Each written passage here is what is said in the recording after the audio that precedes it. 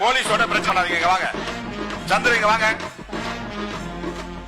இங்க வாங்க தம்பி, போறேன் வாங்க, பேச்சை கேளுங்க, உரிமையெல்லாம் அப்புறம் கேட்டுக்கலாங்க. வாங்க, ஒரு முக்கியமான ஒரு போராட்டத்தில் நம்ம வந்து பேசிக்கிட்டு போது வாங்க, என்ன பிரச்சனை இருந்தாலும் போலீஸோட அப்புறம் பேசிக்கலாங்க. வாங்க கடைஞ்சி வா. போலீஸ் சவுண்ட் குறையெல்லாம் தேவையில்லைங்க. வா, நீ நான் பேசிட்டு இருக்கிறேன், வாப்பா நீ. அவர் என்ன சவுண்ட் குறை சொல்றதுங்க? வாங்க.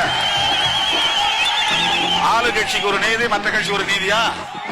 இந்த சவுண்ட் இந்த வீதிக்கே கேட்காது. இங்க வாப்பா, சவுண்ட் எல்லாம் குறைச்சாங்கனாக்கா வேற மாதிரி யாரும் அப்ப மறியல்ல தான் உட்காருவோம். வாங்க, இங்க வாப்பா நீ, இங்க வாங்க. போலீஸோட போய் பிரச்சனை பண்ணாதீங்க. வாங்க, அவங்களுக்கு யாராவது மேல இடத்துல நல்ல பேர் எடுக்கிறதுக்காக சொல்லுவாங்க. இங்க வாங்க நீங்க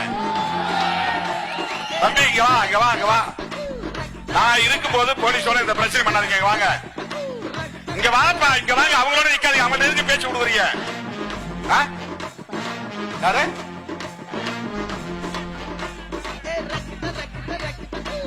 எந்த வண்டி முட்டுறாங்க? வரட்டு வரட்டு முட்டுட்டு என்ன இவ்வளவு பேர் விவசாயிகள் அங்க போராடிட்டு இருக்கிறான், நாமும் போராடுவோம். என்ன போலீஸோட எல்லாம் பிரச்சனை பண்ணாதீங்க. வாங்கப்பா, வாங்க. பேசிட்டு போது நான் என்ன பேசுறேன் கவனிங்க. போலீஸோட பேச்சு முடிச்ச பிறகு அப்புறம் பிரச்சனை வச்சுக்கலாம். யாராவது ஒரு அதிகாரி ஆளுங்கட்சிக்காரங்களுக்கு நல்ல பேர் எடுக்கிறதுக்காக ஒட்டுமொத்த காவல்துறைக்கே கெட்ட பேர் வாங்கி கொடுத்துருவாங்க. காவல்துறையினர் எல்லாரும் கெட்டவங்க கிடையாது. யாராவது ஒரு பிளாக் ஷீப் இருப்பாங்க, அது அவன் ஆளுங்கட்சிக்காரங்களோட ஒரு தொடர்பு இருந்து நான் அப்படிதான் பண்ணேன், இப்படிலாம் பண்ணேன், நெருக்கடி கொடுத்தேன் அப்படின்னு அங்க போய் சொல்லி ப்ரமோஷன் வாங்கிக்கிறதுக்காக. அது சில அதிகாரிகள் அப்படி செய்வாங்க. நாம ஒட்டுமொத்த காவல்துறை எதிராக பார்க்க கூடாது.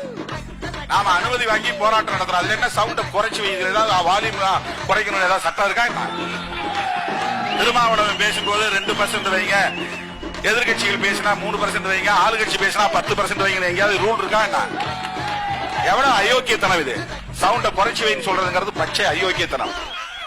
காவல்துறையின் போக்கை நான் வன்மையாக கண்டிக்கிறேன். அவன் உயிரை கொடுத்து போராடிட்டு இருக்கான். நீங்க இது மாதிரி பண்ணீங்கன்னா நாங்க எல்லாம் இங்கே உட்கார்ந்துருவோம். எத்தனை நாளா நாடும் புதுதில்லி நாங்க பேசிட்டு ஒதுங்கி போகலாம்னு நினைக்கிறோம். நீங்க வந்து போராட்டத்தை தொடரணும்னு சொன்னா அதுக்கு நாங்களும் தயாரா இருக்கிறோம். இப்ப வந்திருக்கிறது 500 பேர் தான்.